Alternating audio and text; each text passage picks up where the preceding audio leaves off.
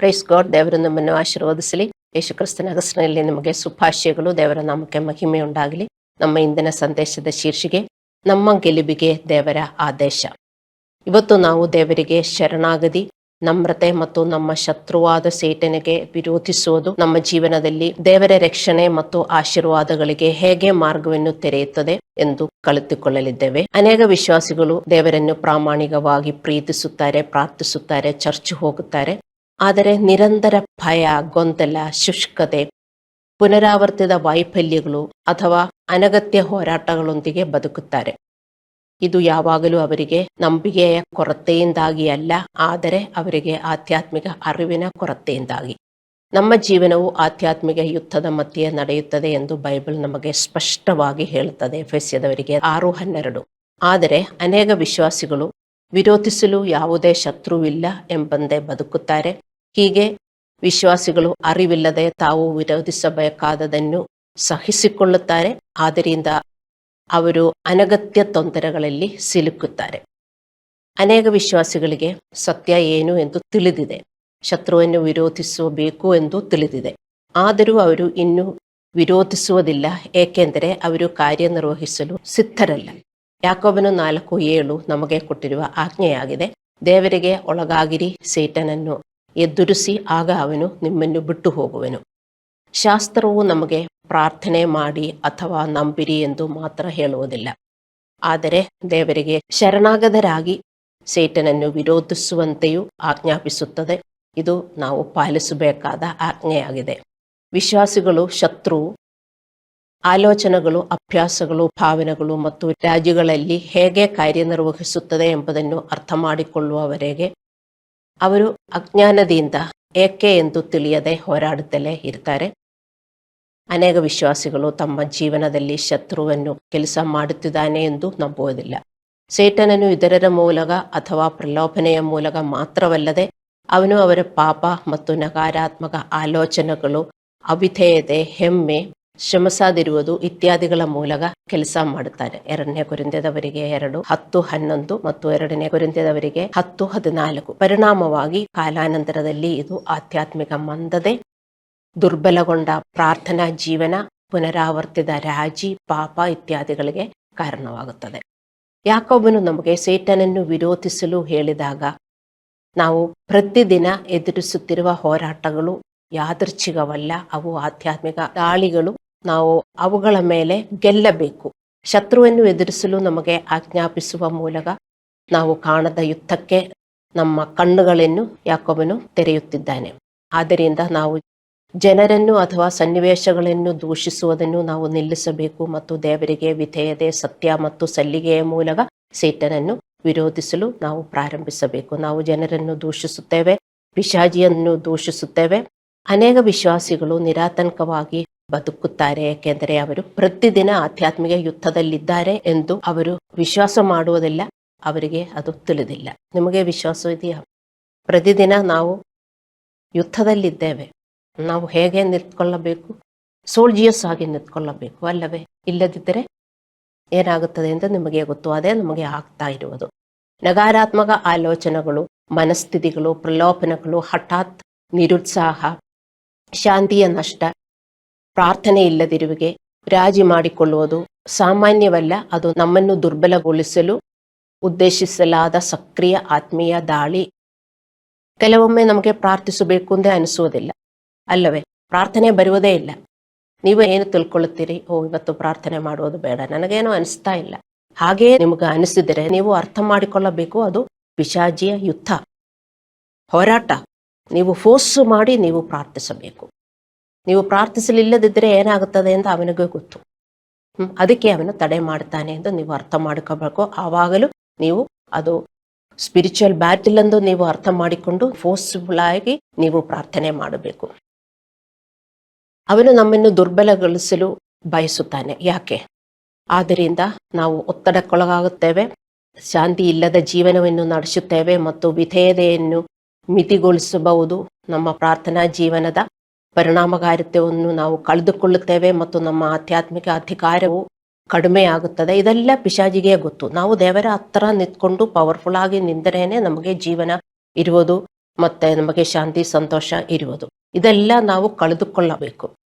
ಅದಕ್ಕೆ ಸೇಟನನ್ನು ದಾಳಿ ಮಾಡುತ್ತಾನೆ.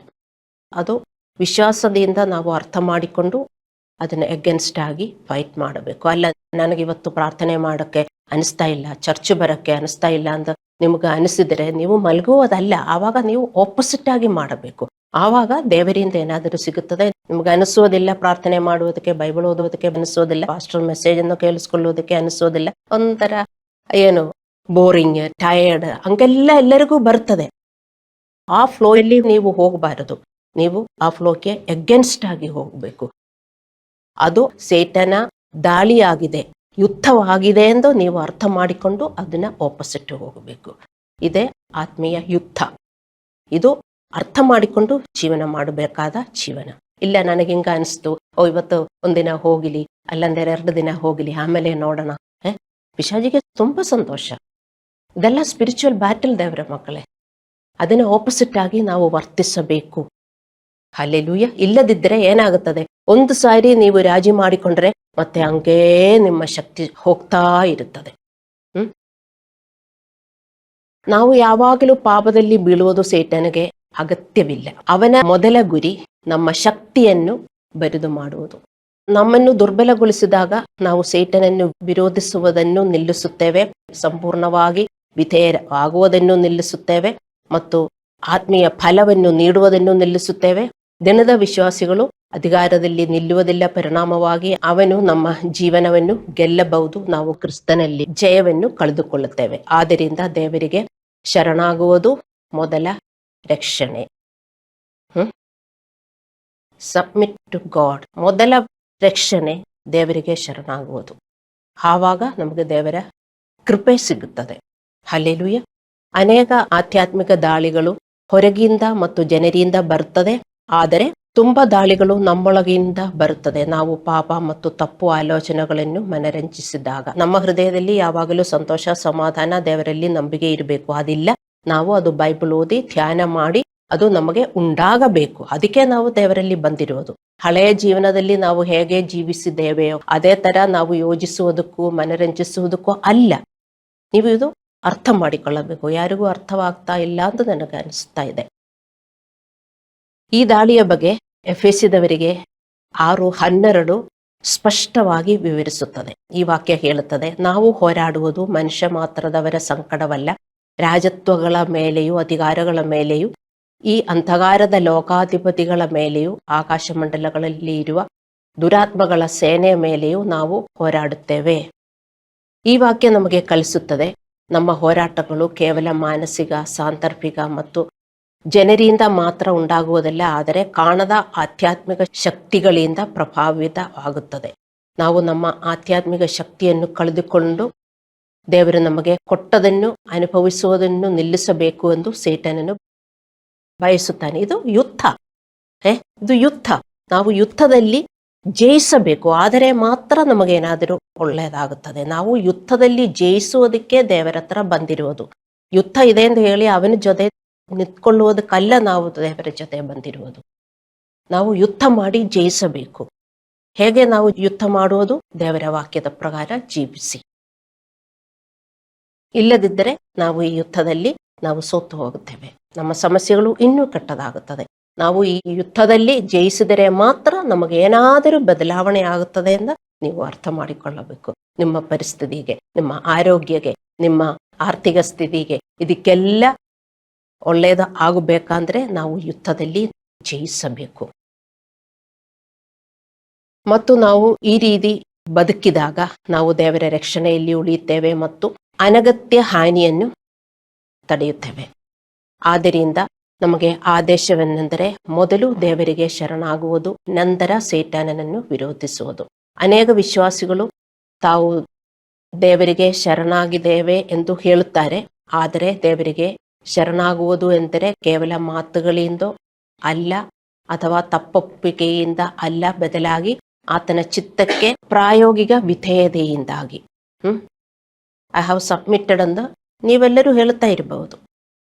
ಸಬ್ಮಿಟೆಡ್ ಲೈಫ್ ಅಂದರೆ ನಾವು ಪಾಲಿಸಬೇಕು. ನಾವು ಏನು ಪಾಲಿಸ್ತಾ ಇರಲಿಲ್ಲ ಅದೆಲ್ಲ ಪಾಲಿಸುತ್ತಾ ಮುಂದೆ ಹೋಗಬೇಕು. ಅದೇ ಪಾಲಿಸಿರುವ ಜೀವನ. ಬರೀ ನಾನು ಸಬ್ಮಿಟ್ ಮಾಡಿದ್ದೀನಿ ಎಂದು ಹೇಳಿಬಿಟ್ಟು ಮತ್ತು ಹಳೆಯ ಜೀವನ ನಾವು ಮುಂದುವರಿಸುವುದಲ್ಲ. ನಾವು ಸೈತನನ್ನು ವಿರೋಧಿಸುವ ಬಗ್ಗೆ ಬಹಳಷ್ಟು ಮಾತನಾಡುತ್ತೇವೆ, ಆದರೆ ದೇವರಿಗೆ ಶರಣಾಗುವ ಬಗ್ಗೆ ಬಹಳ ಕಡಿಮೆ ಮಾತನಾಡುತ್ತೇವೆ ಅಲ್ಲವೇ? ಸೈತನು, ಪಿಶಾಚಿ, ನನ್ನಿಂದ ಬಿಟ್ಟು ಹೋಗು, ಅದೆಲ್ಲ ನಾವು ಮಾತನಾಡುತ್ತೇವೆ. ಪಿಶಾಚಿ ಇದೆ ಎಂದು ನಮಗೆ ಗೊತ್ತದೆ, ವಿರೋಧಿಸುತ್ತೇವೆ, ಆದರೆ ದೇವರಿಗೆ ಶರಣಾಗುವುದು ನಾವು ಕಡಿಮೆ. ಸೈತನನು ನಮ್ಮಿಂದ ಓಡು ಹೋಗುತ್ತಾನೆ ಎಂಬುದು ನಮಗೆ ಕೊಟ್ಟಿರುವ ವಾಗ್ದಾನ. ಅದನ್ನ ಅರ್ಥ ಏನು? ಅವನಿಗೆ ಅಷ್ಟು ಶಕ್ತಿ ಇಲ್ಲ. ಅವನು ನಮ್ಮಿಂದ ಓಡಿ ಹೋಗ್ತಾನೆ. ಯಾವಾಗ? ನಮ್ಮ ಹತ್ರ ದೇವರಿದ್ದರೆ ಅವನು ಓಡಿ ಹೋಗ್ತಾನೆ. ನಮ್ಮ ಹತ್ರ ದೇವರು ಇಲ್ಲದಿದ್ದರೆ ಅವನು ಮತ್ತು ನಮ್ಮ ಹತ್ರ ಬರ್ತಾನೆ. ಹಲ್ಲೆಲೂಯಾ. ಸೊ ಸೈತಾನನು ನಮ್ಮಿಂದ ಓಡಿ ಹೋಗ್ತಾನೆ ಎಂಬುದು ನಮ್ಮ ವಾಗ್ದಾನ. ಅದು ಸೈತಾನಿಗೆ ಅಪರಿಮಿತ ಶಕ್ತಿ ಎಂದು ತೋರಿಸುತ್ತದೆ. ಅವನು ಯಾರನ್ನು ಸಹಿಸಿಕೊಳ್ಳುತ್ತಾನೋ ಅಥವಾ ನಿರ್ಲಕ್ಷಿಸುತ್ತಾನೋ ಅವರಿಗೆ ಮಾತ್ರ ಇರುತ್ತಾನೆ. ನೀವು ಹಳೆಯ ಜೀವನ ಮುಂದುವರಿಸಿದರೆ ಅವನು ಓಡಿ ಹೋಗುವುದಿಲ್ಲ. ಹಲ್ಲೆಲೂಯಾ. ಅನೇಕ ವಿಶ್ವಾಸಿಗಳು ಸೈತಾನನು ತಮ್ಮ ಮೇಲೆ ಹಲವು ವರ್ಷಗಳಿಂದ ದಾಳಿ ಮಾಡುತ್ತಿದ್ದಾನೆ ಎಂದು ಹೇಳುತ್ತಾರೆ. ತುಂಬಾ ದಾಳಿ ಅಲ್ಲವೇ? ನೀವೆಲ್ಲರೂ ಹೇಳುತ್ತೀರಿ ತುಂಬಾ ಪಿಶಾಚಿಯ ದಾಳಿ ತುಂಬಾ ಎಂದು ಹೇಳುತ್ತಾರೆ. ಮತ್ತು ಇನ್ನೂ ಕೆಲವರು ಹೇಳುತ್ತಾರೆ ಯೇಸು ಕ್ರಿಸ್ತನ ಬಳಿಗೆ ಬಂದ ನಂತರವೂ ಅವರ ಸಮಸ್ಯೆಗಳು ಹೆಚ್ಚುತ್ತಿವೆ. ಎಲ್ಲರೂ ದೇವರ ಹತ್ರ ಬಂದು ಹೌದು ನನ್ನ ಪ್ರಾಬ್ಲಮ್ ಸಾಲ್ವ್ ಆಗುತ್ತೆ ಎಂದ ನಂಬಿಕೆಯಿಂದ ಬರ್ತಾರೆ. ಆದರೆ ತುಂಬಾ ಜನರಿಗೆ ಅವರ ಸಮಸ್ಯೆಗಳು ಹೆಚ್ಚಿಸುತ್ತಿವೆ. ಏಕೆಂದರೆ ಅವರು ಕೇವಲ ನಂಬುತ್ತಾರೆ ಮತ್ತು ಪ್ರಾರ್ಥಿಸುತ್ತಾರೆ, ಅವರು ದೇವರಿಗೆ ಸಲ್ಲಿಸಿ ವಿಧೇಯರಾಗುವುದಿಲ್ಲ. ಇದೇ ಪ್ಲೇನ್ ಆನ್ಸರ್. ನಿಮ್ಮ ಸಮಸ್ಯೆಗಳು ದೇವರ ಹತ್ರ ಬಂದ ಮೇಲೆ ಹೆಚ್ಚಿಸುತ್ತಾ ಇದೆಯಾ? ನಾವು ದೇವರ ಹತ್ರ ಬಂದು ದೇವರಿಗೆ ಶರಣಾಗತರಾಗಿ ಜೀವಿಸಿದರೆ ನಮಗೆ ಪ್ರಗತಿ ಮಾತ್ರನೇ ಉಂಟಾಗುವುದು. ಕಷ್ಟ ಇಲ್ಲ ಅಂತಲ್ಲ, ಆದರೂ ನಮಗೆ ಕಾಣಿಸುತ್ತದೆ ನಮಗೆ ಪ್ರಗತಿ ಉಂಟಾಗುವುದು. ನಮಗೆ ಪ್ರಗತಿ ಆಗುತ್ತಾ ಇಲ್ಲದಿದ್ದರೆ ಬರೀ ನೀವು ನಂಬುವುದು ಪ್ರಾರ್ಥಿಸುವುದು ಬಿಟ್ಟು ಬೇರೆ ಏನು ಮಾಡುವುದಿಲ್ಲ ಅಂತ ಅರ್ಥ ಮಾಡಿಕೊಳ್ಳಬೇಕು. ಈಗ ನೋಡಿ, ಇದೆಲ್ಲ ನಮ್ಮ ಬೈಬಲಲ್ಲಿ ಇರುವ ವಚನಗಳು. ಈಗ ನಾನು ಓದ್ತಾ ಇರುವುದು ಇನ್ನೂ ಸ್ಟ್ರಾಂಗ್ ಆಗಿರುವ ವಚನಗಳು. ಕೇಳಿಸ್ಕೊಳ್ಳಿ. ಯಾಕೋಬನು 4:8-10. ದೇವರ ಸಮೀಪಕ್ಕೆ ಬನ್ನಿರಿ, ಆಗ ಆತನು ನಿಮ್ಮ ಸಮೀಪಕ್ಕೆ ಬರುವನು. ಪಾಪಿಗಳೇ, ನಿಮ್ಮ ಕೈಗಳನ್ನು ಶುಚಿ ಮಾಡಿಕೊಳ್ಳಿ, ಎರಡು ಮನಸ್ಸುಳ್ಳವರೇ ನಿಮ್ಮ ಹೃದಯಗಳನ್ನು ನಿರ್ಮಲ ಮಾಡಿಕೊಳ್ಳಿ. ದುಃಖಿಸಿರಿ, ಗೋಳಾಡಿರಿ, ಕಣ್ಣೀರಿಡಿರಿ. ನಿಮ್ಮ ನಗೆಯು ದುಃಖಕ್ಕೂ ನಿಮ್ಮ ಸಂತೋಷವು ವ್ಯಥೆಗೂ ತಿರುಗಿಕೊಳ್ಳಲಿ. ಕರ್ತನ ಮುಂದೆ ನಿಮ್ಮನ್ನು ತಗ್ಗಿಸಿಕೊಳ್ಳಿರಿ, ಆಗ ಆತನು ನಿಮ್ಮನ್ನು ಮೇಲಕ್ಕೆತ್ತುವನು. ಇದೆಲ್ಲ ನೀವು ಓದುತ್ತೀರಾ? ಇದೆಲ್ಲ ಓದಿ ಧ್ಯಾನ ಮಾಡಬೇಕು. ಆವಾಗ ನಮಗೆ ಒಂದು ತಿಳುವಳಿಕೆ ಬರ್ತದೆ. ಅಯ್ಯೋ, ನಾನು ಇಷ್ಟು ಪಾಪಿ, ನಾನು ಈ ತರ ಜೀವನ ಮಾಡಬಾರದು. ಏನು ಬೈಬಲ್ ಹೇಳುತ್ತದೆ? ಕಣ್ಣೀರಿಡ್ರಿ, ಗೋಳಾಡಿರಿ, ದುಃಖಿಸಿರಿ ಅಂತ. ಸಾಂದರ್ಭಿಕ ಆಧ್ಯಾತ್ಮಿಕ ಜೀವನದಲ್ಲಿ ಆರಾಮದಾಯಕವಾಗಿರುವ ವಿಶ್ವಾಸಿಗಳಿಗೆ ಇದು ಬಲವಾದ ಎಚ್ಚರಿಕೆಯ ಕರೆ. ವಿಶ್ವಾಸಿಗಳು ದೇವರ ಹತ್ರ ಬಂದ ಮೇಲೆ ಕೂಲಾಗಿ ಜೀವನ ಮಾಡ್ತಾರೆ. ಅವರಿಗೆ ಬರೆದಿರುವುದು ಈ ವಚನಗಳು. ಯಾಕೋಬನ 4:8 ಹೇಳುತ್ತದೆ, ದೇವರ ಸಮೀಪಕ್ಕೆ ಬನ್ನಿರಿ, ಆಗ ಆತನು ನಿಮ್ಮ ಸಮೀಪಕ್ಕೆ ಬರುವನು. ದೇವರು ಸಾಂದರ್ಭಿಕ ಹೃದಯಗಳಿಗೆ ಹತ್ತಿರವಾಗುವುದಿಲ್ಲ. ಶರಣಾದ ಮತ್ತು ವಿಧೇಯ ಹೃದಯಗಳಿಗೆ ಮಾತ್ರ ಹತ್ತಿರ ಬರ್ತಾನೆ. ದೇವರ ಹತ್ರ ಬರ್ರಿ, ದೇವರು ನಿಮ್ಮ ಹತ್ರ ಬರ್ತಾರೆ. ನಾವು ಮೊದಲು ಹೋಗಬೇಕು, ಆದರೇನೆ ದೇವರು ಬರುವುದು. ದೇವರು ನನ್ನ ಹತ್ರ ಬರ್ಲಿ ಎಂದು ನೀವು ಕಾಯ್ತಾ ಇರಬಾರದು. ನಾವು ಹೇಗೆ ಹೋಗಬೇಕು? ನಾವು ದೇವರನ್ನು ಪಾಲಿಸುವುದರಿಂದ ನಾವು ದೇವರ ಹತ್ರ ಹೋಗುವುದು. ತಿಳಿದಿರುವ ವಿಧೇಯತೆ ಮತ್ತು ತಿದ್ದುಪಡಿಗಳನ್ನು ನಿರ್ಲಕ್ಷಿಸುವ ವಿಶ್ವಾಸಿಗಳಿಗೆ ಅವನು ಹತ್ತಿರವಾಗುವುದಿಲ್ಲ. ಪಾಪಿಗಳೇ, ನಿಮ್ಮ ಕೈಗಳು ಶುಚಿ ಮಾಡಿಕೊಳ್ಳಿ, ಎರಡು ಮನಸ್ಸುಳ್ಳವರೇ ನಿಮ್ಮ ಹೃದಯಗಳು ನಿರ್ಮಲ ಮಾಡಿಕೊಳ್ಳಿರಿ. ಇದೆಲ್ಲ ಕೇಳಿಸ್ಕೊಳ್ಳುವ ಅಷ್ಟು ಖುಷಿ ಇಲ್ಲ ಅಲ್ವೇ? ಇದೆಲ್ಲ ನಮಗೆ ಕೇಳಿಸ್ಕೊಳ್ಳುವುದೇ ಬೇಡ. ವಿಶ್ವಾಸಿಗಳೇ, ನನ್ನ ಮಕ್ಕಳೇ ಬನ್ನಿ, ನಾನು ನಿಮಗೆ ಆಶೀರ್ವಾದ ಮಾಡ್ತೀನಿ ಅಂತ ಹೇಳಿದ್ರೆ ಎಲ್ಲರಿಗೂ ತುಂಬಾ ಖುಷಿ. ಮತ್ತೆ ಇದೆಲ್ಲ ಯಾರಿಗೂ ಬರೆದಿರುವುದು? ನಮಗಲ್ವಾ? ಯಾಕೋಬನು ವಿಶ್ವಾಸಿಗಳಿಗೆ ವಿಭಜಿತ ನಿಷ್ಠೆಯನ್ನು ಎದುರಿಸಲು ಸೂಚಿಸುತ್ತಾನೆ. ಎರಡು ಮನಸ್ಸಿನ ವಿಶ್ವಾಸಿಗಳು ದೇವರ ಸಹಾಯ ಮತ್ತು ಆಶೀರ್ವಾದಗಳನ್ನು ಬಯಸುತ್ತಾರೆ, ಆದರೆ ಅವರು ಪಾಪ, ಹೆಮ್ಮೆ, ಸ್ವ ಇಚ್ಛೆ, ಸ್ವಾರ್ಥ ಮತ್ತು ಲೋಕದೊಂದಿಗಿನ ಸ್ನೇಹವು ಇನ್ನೂ ಹಿಡಿದಿಟ್ಟುಕೊಳ್ಳುತ್ತಾರೆ. ಅವರ ಹೃದಯವು ಎರಡು ದಿಕ್ಕುಗಳಲ್ಲಿ ಅಳೆಯಲ್ಪಡುತ್ತದೆ. ಅವರಿಗೆ ಈ ಲೋಕನೂ ಬೇಕು, ದೇವರೂ ಬೇಕು, ಎರಡೂ ಬೇಕು. ಲೋಕ ಅಂದ್ರೆ ಏನು? ನೀವು ಅರ್ಥ ಮಾಡಿಕೊಳ್ಳಬೇಕು. ಲೋಕ ಅಂದ್ರೆ ಪಾಪದ ಲೋಕ, ಅದೇ ಲೋಕ. ಈ ಲೋಕದಲ್ಲಿ ಪಾಪಕ್ಕೆ ಕಂಟ್ರೋಲ್ ಇಲ್ಲ. ಪಾಪ ಅಂತ ಅವರಿಗೆ ಗೊತ್ತಿರುವುದಿಲ್ಲ. ಯಾರು ಏನು ಮಾಡಿದರೂ ಅದಕ್ಕೆ ನಮಗೆ ಹೇಗೆ ಎದುರಿಸಬೇಕಾಗುತ್ತದೋ ಅದೇ ತರ ಎದುರಿಸುತ್ತೇವೆ. ಅದೇ ಲೋಕ ಅಲ್ಲವೇ? ಅದಕ್ಕೆ ಯೇಸುದೇವರು ಹೇಳಿದ್ರು, ನಿಮ್ಮ ಒಂದು ಚೀಕಿಗೆ ಯಾರಾದರೂ ಹೊಡೆದ್ರೆ ಇನ್ನೊಂದು ಚೀಕು ತೋರಿಸಿ ಅಂತ.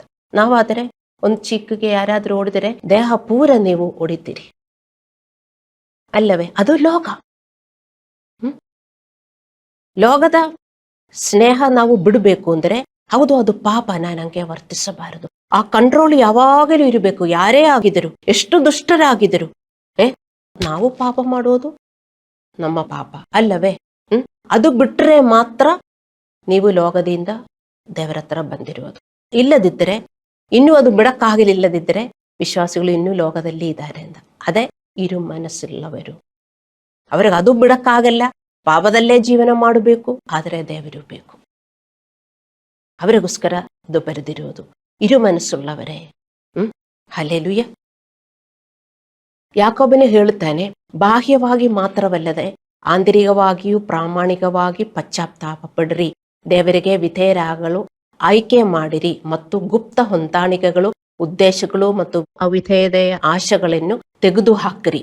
ಸಂಕ್ಷಿಪ್ತವಾಗಿ ಹೇಳುವುದಾದರೆ, ದೇವರನ್ನು ವಿರೋಧಿಸುವುದಕ್ಕೆ ರಹಸ್ಯವಾಗಿ ಅಂಟಿಕೊಳ್ಳುತ್ತಾ ದೇವರೊಂದಿಗೆ ನಡೆಯಲು ಪ್ರಯತ್ನಿಸುವುದು ನಿಲ್ಲಿಸಿ. ಅದೇ ಈ ವಾಕ್ಯ ಹೇಳುವುದು.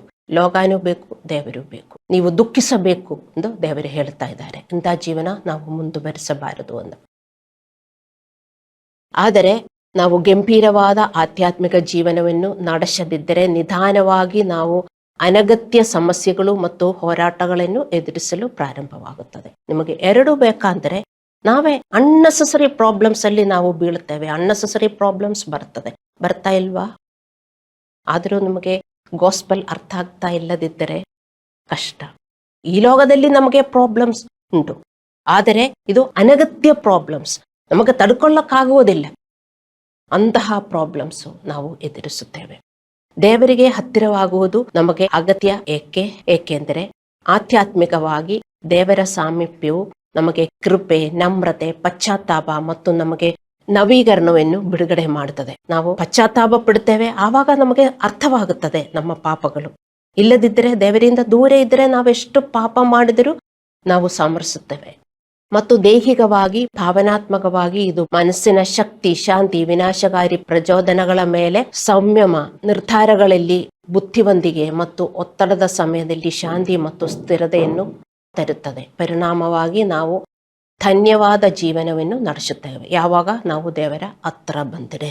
ದೇವರ ಹತ್ರ ಬನ್ನಿರಿ, ಇರುಮನಸ್ಸುಳ್ಳವರೇ, ಶುಚೀಕರಿಸಿ. ಇರುಮನಸ್ಸು ಅಲ್ಲಿ ಜೀವನ ಮಾಡಬಾರದು. ವಿಶ್ವಾಸಿಗಳು ಇರುಮನಸ್ಸು ಅಲ್ಲಿ ಇರಬಾರದು. ಲೋಕ ಬಿಡಕ್ಕಾಗಲ್ಲ, ಆದರೆ ದೇವರು ಬಿಡಕ್ಕಾಗಲ್ಲ. ಇದೇ ಇರುಮನಸ್ಸು. ನನ್ನ ಪಾಪಗಳೆಲ್ಲ ಬಿಡಕ್ಕಾಗಲ್ಲ, ಯಾರು ನನಗೆ ಏನು ವರ್ತಿಸಿದ್ರು ಅದೇ ತರ ನಾನು ಬಿಹೇವ್ ಮಾಡ್ತೀನಿ. ಇದೇ ಇರುಮನಸ್ಸು. ಅವರಿಗೆ ದೇವರು ಹೇಳ್ತಾ ಇದ್ದಾರೆ, ರಿಪೆಂಟ್ ಮಾಡಿ ನನ್ನ ಹತ್ರ ಬನ್ನಿರಿ ಅಂತ. ಹತ್ರ ಬಂದರೆ ಮಾತ್ರ ದೇವರ ಮಕ್ಕಳೇ ನಮಗೆ ಆ ದೇವರ ಭಯ ಬರುವುದು. ದೇವರ ಭಯ ಇಲ್ಲದಿದ್ದರೆ ಈ ಲೋಕದಿಂದ ಬರುವ ಎಲ್ಲದಕ್ಕೂ ನಮಗೆ ಭಯ ಉಂಟಾಗುತ್ತದೆ. ನಾವು ದೇವರಿಂದ ದೂರ ಜೀವಿಸಿದಾಗ ಭಯ, ಗೊಂದಲ ಇದೆಲ್ಲ ಬೆಳೆಯುತ್ತದೆ. ರಾಜಿ ಮಾಡಿಕೊಳ್ಳುವುದನ್ನು ಹೆಚ್ಚಾಗುತ್ತದೆ. ಅಂದರೆ ಕಾಂಪ್ರಮೈಸ್, ಸ್ವಯಂ ನಿಯಂತ್ರಣದ ಕೊರತೆ, ಚಿಂತೆ, ಆತಂಕ ಇತ್ಯಾದಿಗಳನ್ನು ಅನುಭವಿಸುತ್ತೇವೆ ಮತ್ತು ನಾವು ಅನಗತ್ಯ ತೊಂದರೆಗಳನ್ನು ಅನುಭವಿಸುತ್ತೇವೆ. ಯಾಕೋಬನು 4:8 ಯಾಕೋಬನು ನಮ್ಮನ್ನು ದುಃಖಿಸಲು ಕರೆಯುತ್ತಾನೆ. ದುಃಖಿಸಿರಿ. ನಮ್ಮ ಸಮಸ್ಯೆಗಳ ಬಗ್ಗೆ ಅಲ್ಲ ನಾವು ದುಃಖಿಸಬೇಕಾಗಿರುವುದು. ನಮ್ಮ ಸಮಸ್ಯೆಗಳ ಬಗ್ಗೆ ಆಟೋಮ್ಯಾಟಿಕ್ ಆಗಿ ನಾವು ದುಃಖಿಸುತ್ತೇವೆ. ಅದಲ್ಲೇ ಇಲ್ಲಿ ಬರೆದಿರುವುದು. ನಾವು ದುಃಖಿಸಬೇಕಾಗಿರುವುದು ನಮ್ಮ ಪಾಪಗಳ ಬಗ್ಗೆ. ನಮ್ಮ ಪಾಪಗಳ ಬಗ್ಗೆ ನಾವು ದುಃಖಿಸಬೇಕು. ಏಕೆಂದರೆ ಪಾಪವು ನಮ್ಮ ಆತ್ಮವನ್ನು ಹಾನಿಗೊಳಿಸುವುದಲ್ಲದೆ ಅದು ನಿಧಾನವಾಗಿ ನಮ್ಮ ಜೀವನದ ಸ್ಥಿರತೆ, ದೇವರ ನಿಬಂಧನೆ ಮತ್ತು ನಮ್ಮ ಆಶೀರ್ವಾದಗಳನ್ನು ನಾಶಪಡಿಸುತ್ತದೆ. ಯೆರೆಮೀಯ 2:12 ಕೀರ್ತನೆಗಳು 32:3-4. ಆದರೆ ವಿಶ್ವಾಸಿಗಳು ಅವರ ಪಾಪಗಳ ಬಗ್ಗೆ ಚಿಂತಿಸುವುದಿಲ್ಲ. ಅವರು ಯಾವಾಗಲೂ ನಮ್ಮ ಸಮಸ್ಯೆಗಳ ಬಗ್ಗೆ ಚಿಂತಿಸುತ್ತಾ ಇರುತ್ತಾರೆ ಅಲ್ಲವೇ? ದುಃಖಿಸಿರಿ ಎಂದ. ನೀವು ದುಃಖಿಸುತ್ತಾ ಇರ್ತೀರಿ. ಎದಕ್ಕೋಸ್ಕರ? ನಿಮ್ಮ ಸಮಸ್ಯೆಗಳಿಗೋಸ್ಕರ ಅಲ್ಲವೇ? ಅದೆಲ್ಲ ನಮಗೆ ಹೇಳಿರುವುದು. ಏನು ದೇವರು ಹೇಳಿದ್ರು? Don't worry, cost all your CARES ಅಂಟು ಮೀ. ಅಲ್ಲವೇ? ಹೌದು, ನಮಗೆ ಪ್ರಾಬ್ಲಮ್ಸು, ಸಮಸ್ಯೆಗಳು ಎಲ್ಲ ಇದೆ. ಅದರ ಬಗ್ಗೆ ನಾವು ದುಃಖಿಸಬಾರದು. ಅದೆಲ್ಲ ದೇವರ ಕಡೆ ಬಿಟ್ಟು ನಾವು ದುಃಖಿಸಬೇಕಾದ ಒಂದು ಇದೆ ದೇವರ ಮಕ್ಕಳೇ. ಅದರ ಬಗ್ಗೆ ನಿಮಗೆ ದುಃಖ ಇದೆಯಾ? ನಿಮಗೀಗ ದುಃಖ ಇದೆ, ನನಗೂ ಗೊತ್ತು. ಅದು ಏದಕ್ಕೆ ಎಂದು ನನಗೂ ಗೊತ್ತು. ಆ ದುಃಖ ತಪ್ಪು, ಪಾಪ.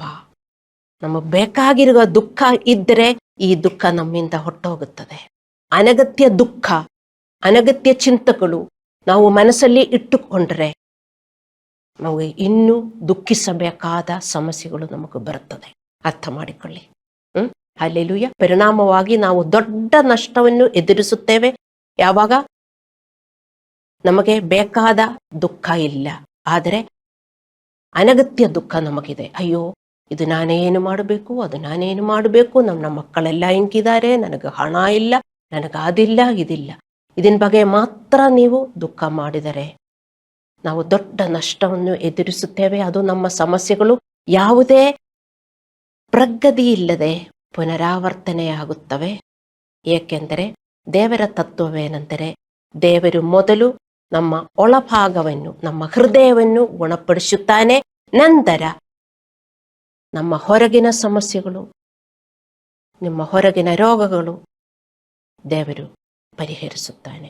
ವಿಶ್ವಾಸವಿದೆಯಾ ದೇವರ ಮಕ್ಕಳೇ? 1 ಯೋಹಾನ 3:22. ನಿಮಗೆ ಹೊರಗೆ ಈಗ ಸಮಸ್ಯೆ ಇದೆ, ರೋಗ ಇದೆ, ಆದರೆ ದೇವರ ಅದಲ್ಲ ಮೊದಲು ಮುಟ್ಟುವುದು. ಅರ್ಥ ಮಾಡಿಕೊಳ್ಳಿ, ನಿಮ್ಮ ಒಳಗಿನ ಸಮಸ್ಯೆ. ಅರ್ಥವಾಯ್ತು? ಹೌದು, ಹೊರಗೆ ನಮಗೆ ಸಮಸ್ಯೆಗಳಿದೆ, ಒಳಗೆ ರೋಗಗಳಿದೆ. ದೇವರ ತತ್ವ ಅದಲ್ಲ. ನಾವು ಪ್ರಾರ್ಥಿಸುತ್ತೇವೆ, ಇರುಮನಸ್ಸುಳ್ಳವರು ಪ್ರಾರ್ಥಿಸುತ್ತಾರೆ, ದೇವರೇ ನನಗೆ ತುಂಬಾ ಸಮಸ್ಯೆ, ಇದೆಲ್ಲ ನನ್ನಿಂದ ಹೋಗಬೇಕು, ನನಗೆ ತುಂಬಾ ರೋಗ, ವಾಸಿ ಮಾಡಿಕೊಡಿ, ವಾಸಿ ಮಾಡಿಕೊಡಿ ಎಂದು ನೀವು ಪ್ರಾರ್ಥಿಸುತ್ತೀರಿ. ದೇವರೇ ಹಾಗೆಯೇ ವಾಸಿ ಮಾಡುವುದಿಲ್ಲ. ಒಳಗೆ ನಮ್ಮ ಹೃದಯಕ್ಕೆ ಶುದ್ಧೀಕರಣ ಉಂಟಾಗಬೇಕು. ಹೃದಯ ಗುಣಪಡಿಸುವಿಕೆ ಆಗಬೇಕು. ಹೃದಯಕ್ಕೆ ಪ್ರಗತಿಯಾಗಬೇಕು. ನಮ್ಮ ಹೃದಯಕ್ಕೆ ಪ್ರಗತಿಯಾದಾಗ ನಿಮಗೆ ಇವತ್ತೊಂದು ಸಮಸ್ಯೆ ಇದ್ದರೆ ಅದಕ್ಕೆ ಪ್ರಗತಿ ಉಂಟಾಗುತ್ತದೆ. ನಿಮ್ಮ ರೋಗಕ್ಕೂ ಗುಣಪಡಿಸುವಿಕೆ ಉಂಟಾಗುತ್ತದೆ. ಇಲ್ಲದಿದ್ದರೆ ಇಲ್ಲ. ಅರ್ಥ ಮಾಡಿಕೊಳ್ಳಿ ಆ ವಾಕ್ಯಗಳು. ನೀವು ಹೋಗಿ ಓದಬೇಕು. ಯಾಕೋಬನ 4:7-10. ಅನೇಕ ವಿಶ್ವಾಸಿಗಳು ತಮ್ಮ ಬಾಹ್ಯ ಸಮಸ್ಯೆಗಳಾದ ಆರ್ಥಿಕ ತೊಂದರೆಗಳು, ಅನಾರೋಗ್ಯ ಸಮಸ್ಯೆಗಳು ಇತ್ಯಾದಿಗಳಿಗೆ ಮಾತ್ರ ಪ್ರಗತಿಯನ್ನು ಬಯಸುತ್ತಾರೆ, ಪ್ರಾರ್ಥಿಸುತ್ತಾರೆ. ಇದೇ ಇರುಮನಸ್ಸುಳ್ಳವರ ಸ್ವಭಾವ. ಅವರು ಆಂತರಿಕ ಪಾಪ ಸಮಸ್ಯೆಗಳಿಗಾಗಿ ಪ್ರಗತಿ ಬಯಸುವುದೇ ಇಲ್ಲ. ಅದೇನೋ ಬೇಕಾಗಿಲ್ಲ. ದೇವರ ರಕ್ತದಲ್ಲಿ ಎಲ್ಲ ವಾಶ್ ಮಾಡಿ ಮತ್ತು ಟ್ರೈಕ್ಲೀನು ಮಾಡಿ ಕೊಡ್ತಾರೆ. ದೇವರು ಬರೀ ವಾಶ್ ಮಾಡುವುದಲ್ಲ, ಟ್ರೈಕ್ಲೀನ್ ಮಾಡಿ ಕೊಡ್ತಾರೆ ಎಂದು ವಿಶ್ವಾಸಗಳಿಗೆ ತುಂಬಾ ವಿಶ್ವಾಸ, ಭರವಸೆ ಇದೆ. ಅದಕ್ಕೆ ದೇವರೇನು ದುಃಖಿಸಿರಿ ಎಂದ, ಅಳಿರಿ ಎಂದ. ದೇವರೇನು ಹೇಳ್ತಾರೆ? ದುಃಖಿಸಿರಿ, ಅಳಿರಿ ಎಂದ. ನೋಡಿದರೆ ನಾವು ಅಳ್ತಾ ಇರುವುದು ಇದಕ್ಕೆ. ನಿಮ್ಮ ಒಳಗಡೆ ನೋಡಿ, ಎಷ್ಟೊಂದು ಕೋಪ, ಕ್ಷಮಿಸದಿರುವಿಕೆ, ಅಹಂಕಾರ, ಇದೆಲ್ಲ ಹಿಂಗೆ ಜಾಸ್ತಿ ಆಗ್ತಾ ಇದೆ. ಅಳಿರಿ. ಅದೆಲ್ಲ ಹಂಗೆ ಇರಲಿ. ನೀವು ಡ್ರೈ ವಾಶ್ ಮಾಡಿ ಕೊಡ್ತೀರಲ್ಲ ದೇವರೇ, ನಿಮ್ಮ ರಕ್ತದಲ್ಲಿ ನನಗೆ ವಿಜಯ. ಅವರಿಗೆ ವಿಶ್ವಾಸ ಅಲ್ಲ ಹೆಚ್ಚಾಗುವುದು, ಭಯ. ಎಲ್ಲಿ ನೋಡಿದರೂ ಭಯ, ಚಿಕ್ಕದು ಬಂದರೂ ಭಯ. ಯಾಕೆ? ಇರು ಮನಸ್ಸು.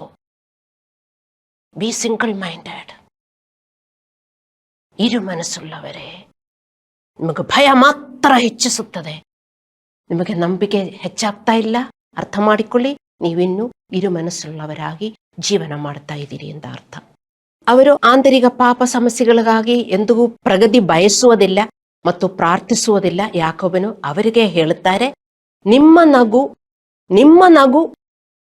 ಅಳುವಾಗಿಯೂ ನಿಮ್ಮ ಸಂತೋಷ ದುಃಖವಾಗಿಯೂ ತಿರುಗಿಲಿ ಅಂತ ನಿಮ್ಮ ಬೈಬಲಲ್ಲಿ ಇದೆ. ನಿಮ್ಮ ನಗು ಅಳುವಾಗಿಯೂ ನಿಮ್ಮ ಸಂತೋಷ ದುಃಖವಾಗಿಯೂ ತಿರುಗಿಲಿ ಅಂತ ಯಾಕೋಬನು ನಮ್ಮ ಅಪಾಯಕಾರಿ ಸುಳ್ಳು ಶಾಂತಿಯನ್ನು ಸರಿಪಡಿಸುತ್ತಿದ್ದಾನೆ.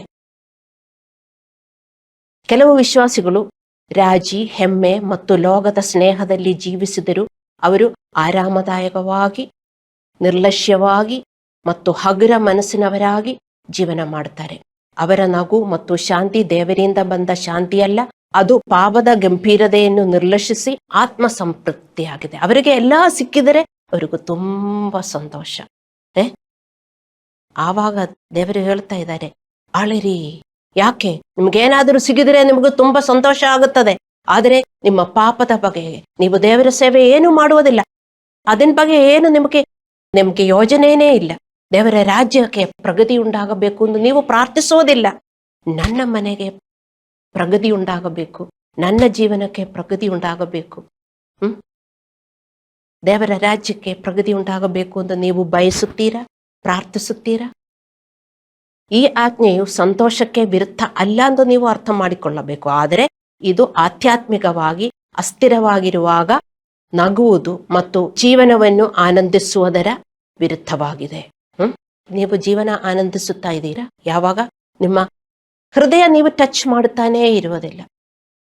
ದೇವರಿಗೂ ಏನು ನಾನು ಮಾಡ್ತಾನೇ ಇಲ್ಲ ಅಂದ್ರೆ ನಿಮಗೆ ದುಃಖ ಇಲ್ಲ. ದೇವರು ನನಗೆ ಏನು ಮಾಡ್ತಾ ಇಲ್ಲ ಎಂದು ನೀವು ದುಃಖಿಸುತ್ತಾ ಇದ್ದೀರಿ. ಅರ್ಥವಾಯ್ತಾ? ಇರು ಮನಸ್ಸುಳ್ಳವರ ದುಃಖ ಏನೆಂದು ಅರ್ಥ ಮಾಡಿಕೊಳ್ಳಬೇಕು, ಅದು ನಿಲ್ಲಿಸಬೇಕು. ಅವ್ರಿಗೇನಾದರೂ ಸಿಕ್ಕಿದರೆ ತುಂಬಾ ಖುಷಿ, ಇಲ್ಲದಿದ್ದರೆ ತುಂಬಾ ಅಳು, ಆಪೋಸಿಟ್ ಆಗಬೇಕು. ನಾವು ನಮ್ಮ ಪಾಪಗಳನ್ನು ಗುರುತಿಸಿ ಪಶ್ಚಾತ್ತಾಪಪಟ್ಟು ದೇವರನ್ನು ವಿಧೇಯರಾಗಿ ಜೀವಿಸಲು ಪ್ರಾರಂಭಿಸಿದಾಗ ದೇವರು ನಮಗೆ ನಿಜವಾದ ಸಂತೋಷವನ್ನು ಪುನಃಸ್ಥಾಪಿಸುತ್ತಾನೆ. ಅದು ಶುದ್ಧ ಸಂತೋಷ, ಆಳವಾದ ಸಂತೋಷ, ಶಾಶ್ವತ ಸಂತೋಷ. ದೇವರ ದಾರಿಯಲ್ಲಿ ನಡೆದರೆ ಸಂತೋಷವೇ ಅನಂತವೇ ಆನಂದ. ಅದೆಲ್ಲ ದೇವರ ದಾರಿಯಲ್ಲಿ ನಡೆಯುವವರಿಗೆ. ಸೊ ಅರ್ಥ ಮಾಡಿಕೊಳ್ಳಿ, ನಿಮ್ಮ ಪಾಪಗಳು ಏನು ಟಚ್ ಮಾಡ್ತಾನೆ ಇಲ್ಲ. ನೀವು ಸ್ವಾರ್ಥರಾಗಿ ಜೀವನ ಮಾಡ್ತಾ ಇದ್ದೀರಿ. ನಾನು ನನ್ನ ಕುಟುಂಬ, ದೇವರ ರಾಜ್ಯದ ಬಗ್ಗೆ ನೀವು ಏನು ಯೋಚಿಸುತ್ತಾನೇ ಇಲ್ಲ. ಇರು ಮನಸ್ಸು, ಅಳಿರಿ ಎಂದು ದೇವರೇ ಹೇಳ್ತಾ ಇದ್ದಾರೆ. ಅದು ಒಂದು ಆಜ್ಞೆ ಆಗಿದೆ. ಎದಕ್ಕೆ ನೀವು ಅಳಬೇಕೋ ಅದಕ್ಕೆ ನೀವು ಅಳಲಿಲ್ಲದಿದ್ದರೆ, ದೇವರೇನು ಹೇಳಲಿಲ್ಲ ಅದಕ್ಕೂ ಅಳುತ್ತಾ ಇದ್ದರೆ ಆ ಅಳುವುದು ಇನ್ನೂ ಜಾಸ್ತಿ ಆಗ್ತಾ ಹೋಗ್ತದೆ ಎಂದು ನೀವು ಬರೆದಿಟ್ಕೊಳ್ಳಿ. ಇದು ಸತ್ಯ. ಇದು ನಿಜವಾಗ್ತಾ ಇಲ್ವಾ ನಿಮಗೆ? ಈಗಲೇ ನಿಮಗೆ ನಿಜವಾಗ್ತಾ ಇದೆ, ಆದರೂ ನೀವು ವಿಶ್ವಾಸ ಮಾಡುವುದಿಲ್ಲ. ಆದ್ದರಿಂದ ನಮ್ಮ ಆಧ್ಯಾತ್ಮಿಕ ಅಸ್ವಸ್ಥತೆಯಿಂದ ದುಃಖವು ನಮಗೆ ಬರಬೇಕು. ದೈವಿಕ ಜೀವನವನ್ನು ನಡೆಸಲು ನಮ್ಮನ್ನು ಸಿದ್ಧಪಡಿಸಲು ಆಧ್ಯಾತ್ಮಿಕ ದುಃಖ ನಮಗೆ ಉಂಟಾಗಬೇಕು. ಈ ದುಃಖವಿಲ್ಲದೆ ನಾವು ನಮ್ಮ ಜೀವನವನ್ನು ಆನಂದಿಸಲು ಬಯಸಿದರೆ ಬೈಬಲ್ ನಮಗೆ ಕಲಿಸುತ್ತದೆ, ದೇವರು ನಮ್ಮ ಬಗ್ಗೆ ಆನಂದ ಪಡುವುದಿಲ್ಲ. ದೇವರ ರಾಜ್ಯಕ್ಕೆ ಪ್ರಗತಿ ಇಲ್ಲ, ಚರ್ಚಲ್ಲಿ ಯಾರು ಬರ್ತಾ ಇಲ್ಲ, ನಿಮಗೆ ದುಃಖ ಇಲ್ಲ. ಆದರೆ ನಿಮ್ಮ ಮನೆಗೆ ಅದಿಲ್ಲ ಇದಿಲ್ಲ ಅಂತ ತುಂಬಾ ದುಃಖ. God is not pleased with you. ಇದು ನಮಗೆ ಒಂದು ಎಚ್ಚರಿಕೆಯಾಗಿದೆ. ಈ ವಾಕ್ಯಗಳು ನೀವು ಓದಬೇಕು.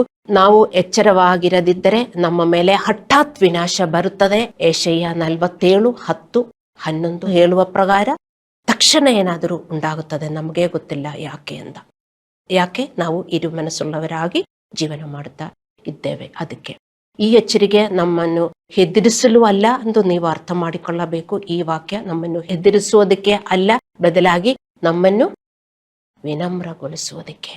ಆದರೆ ಯಾಕೋಬರು 4:10 ನಮಗೆ ಭರವಸೆ ನೀಡಲಾಗಿದೆ. ದೇವರ ಮುಂದೆ ನಾವು ತಗ್ಗಿಸಿಕೊಂಡಾಗ ದೇವರು ನಮ್ಮನ್ನು ಮೇಲಕ್ಕೆ ಎತ್ತುವೆನು.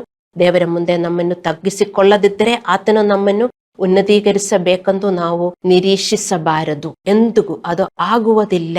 ನೀವು ಸುಮ್ಮನೆ ಪ್ರಾರ್ಥಿಸುತ್ತಾ ಇದ್ದೀರಿ, ನೀವು ಸುಮ್ಮನೆ ಫಾಸ್ಟ್ ಮಾಡ್ತಾ ಇದ್ದೀರಿ, ಅದಕ್ಕೆಲ್ಲ ನಾವು ಅಂತಹ ಜೀವನವನ್ನು ನಡೆಸುತ್ತಿದ್ದರೆ ನಾವು ನಿಜವಾದ ಆಧ್ಯಾತ್ಮಿಕ ಜೀವನ ಜೀವಿಸುತ್ತಾ ಇಲ್ಲ ಅಂತ ನೀವು ಅರ್ಥ ಮಾಡಿಕೊಳ್ಳಬೇಕು. ನಾವು ಕಣ್ಣುಗಳನ್ನು ಮುಚ್ಚಿ ಪ್ರಾರ್ಥನೆ